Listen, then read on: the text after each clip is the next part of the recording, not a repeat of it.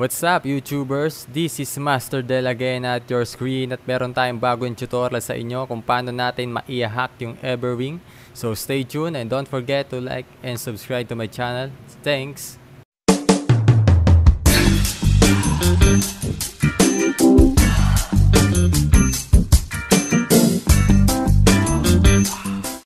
So simulan na natin ang ating tutorial. Kailangan natin dito ng PC or laptop.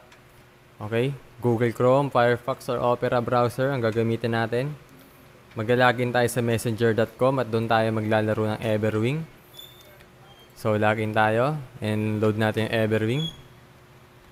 So, once na na-load na natin, click natin yung character.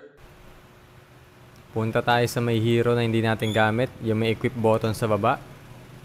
Okay, so right-click natin. Inspect element. Punta tayo sa may sources, scroll down sa index, click natin yung apps, instant bundle, browser mobile, click natin. So nagtatanong kayo kung sa PC or laptop lang gagana yung hack natin ng mga coins sa trophy. Gagana yan sa inyong smartphone once na nagawa nyo na to. So once na maglalaro kayo doon, naka-stack na doon yung mga coins sa trophy na hinak nyo. 2,000 years later. So, ayan ang lalabas. Click natin sa baba, left side, yung pretty print.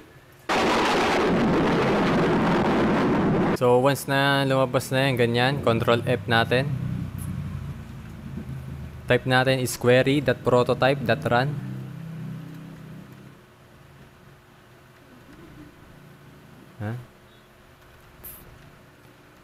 .run, enter. So, may kita nyo, nag-highlight siya ng yellow. Sa baba niya is merong bar. This, click lang natin yung number sa gilid. Kailangan blue highlight yan.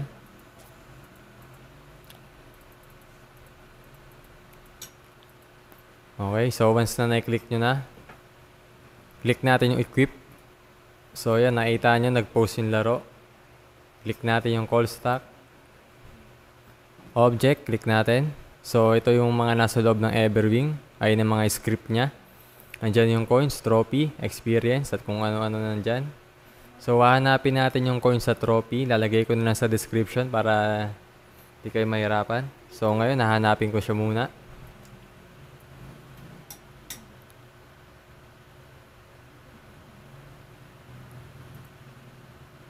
So, ito yung trophy. A04C4, B4B. Ito yung current balance, 162. Hanapin naman natin yung coins.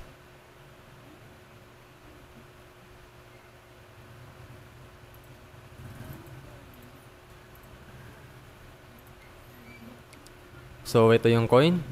Current balance. Okay, so i-edit na natin yan. Double click natin.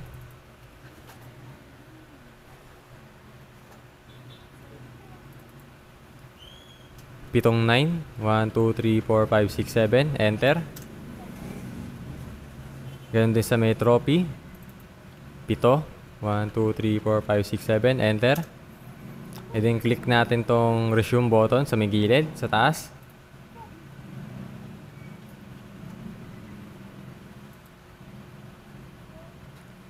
So bumalik sa umpisa, i-click natin siya ulit. Pitong 9, 1, 2, 3, 4, 5, 6, 7. Sa coins. 1, 2. Enter. So, kita nyo. 9999 na. Click naman natin yung resume sa taas.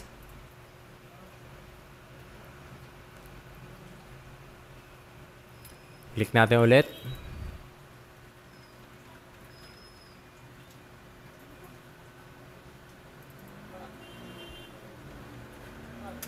Enter. X na natin. So yan, nakita nyo.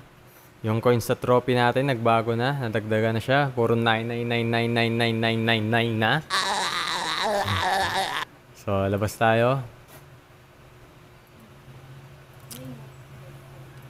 Upgrade. Unlock na natin yan. Daming coins. Ingkitin nyo yung mga tropa nyo. Daming coins. Daming trophy.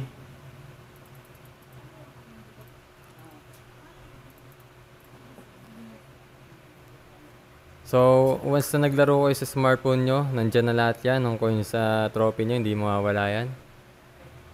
So, yun lang. Don't forget to subscribe at my channel. Salamat.